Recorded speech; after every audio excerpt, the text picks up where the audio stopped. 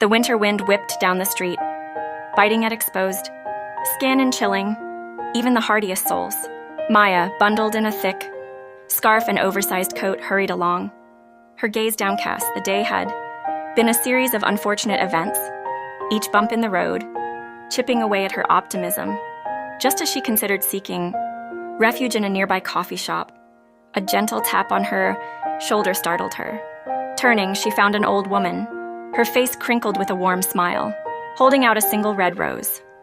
"Happy Hug Day, dear," she said, her voice a melody against the cold air.